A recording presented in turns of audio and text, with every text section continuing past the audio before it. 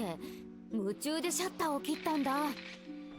そしたら大きい斧を振りかざして襲いかかってきて、とにかく必死に逃げて麓へたどり着いたの。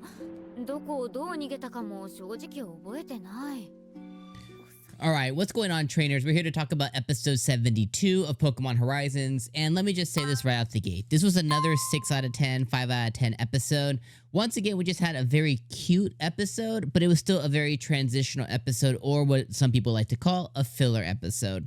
This was just another episode to kind of get 𝐒𝐿𝐴 and gang very much closer to Kleavor and give us more info as they begin to kind of investigate Kleavor's whereabouts, where Kleavor is, and stuff like that. Now, the positive side to this episode is if you are a big Perrin fan, if you play the video games and you really like what Perrin does, how she gives you missions and stuff, then it's really cool because in this episode, she was able to come in and we got a lot of Perrin and we got a lot of Perrin cross-freed, you know, and Perrin was a big fan. She told us this episode she was a big fan of using Freed's, not Dex, but the map that he put in of where Pokemon are, and she's been utilizing it a lot to take her pictures and to become a better photographer. And we got a lot of Perrin backstory. We got to know that she's been doing this since she was a kid, and she's really been into photography and all this other stuff, right? So we got to see her and her motivation. So if you're purely in, and one of the highlights is Perrin and learning more about this character, where we learned a decent amount in Scarlet and Violet, but to get an even broader scope of what this character is, that, you know, this episode might be an 8 or 9 or 10 for you. You know, it just depends on how interested you are into Perrin as a character. Now, like I said, for me, I think she was really interesting.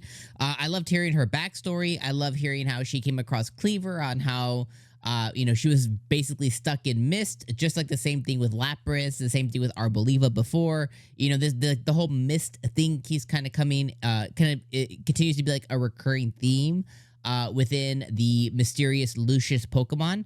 So, you know, for those subsections and for those things, I think it was really good. Now, I think that the episode was elongated or basically stretched out quite a bit, because even finding out about Perrin, finding out about how she came across Kleavor, really should be about somewhere about 5, maybe 10 minutes at the very most. Really, about 5 minutes, you can really get out a decent backstory, and you can kind of get out her Kleavor stuff, which I really did. The rest of the episode was just kind of the gang fumbling around the woods, coming across different Pokemon, getting separated, you know, Freed fighting Pokemon, 𝐒𝐿𝐴 fighting Pokemon, Dot fighting Pokemon, you know, taking different pictures. You had Roy getting separated from the group.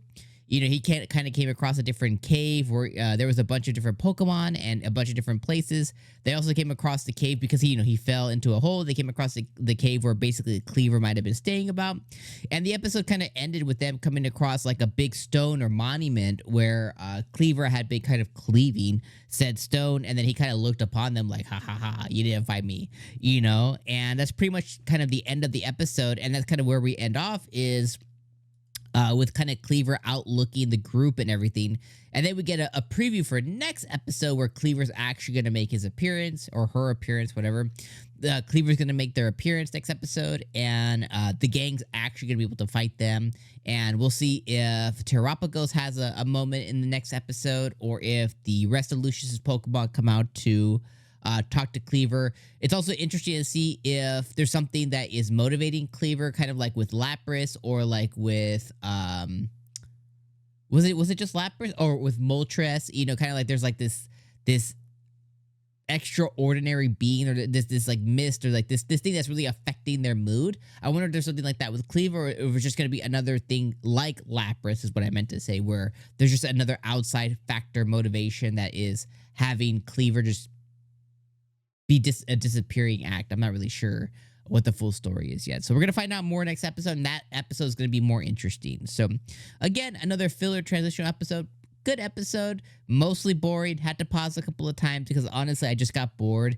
I did like the Perrin stuff, don't get me wrong. I like finding out more about her. I like finding out how she got to be a photographer. I like finding out how she came across Kleavor for the first time, but it just tends to get a little boring for all the other stuff. It's like, okay, let's just kind of let's get to Kleavor, you know, bring it to Kleavor. Let's get to Kleavor already. Because that's like the next goalpost, and it's just like, okay, yep, we're seeing them fight Pokemon, we're seeing them fight. It's just normal stuff, which is okay because as you can imagine, we want to see the whole journey there. And depending on if you're a fan of maybe Roy, you know, you got a lot of Roy this episode. If you're a fan of Fawn, if you're a fan of Dot or Liko, we got a little less of them this episode. So it just depends what you're in Pokemon Horizons for, or where your enjoyment lies with certain characters and stuff. So yeah, overall for me, 6 out of 10 episode. I thought this was a fine episode. Can't wait till next week though, as we see some, you know, stuff actually happening. So I'll see you then for more Kleavor. All right, my friends, peace out.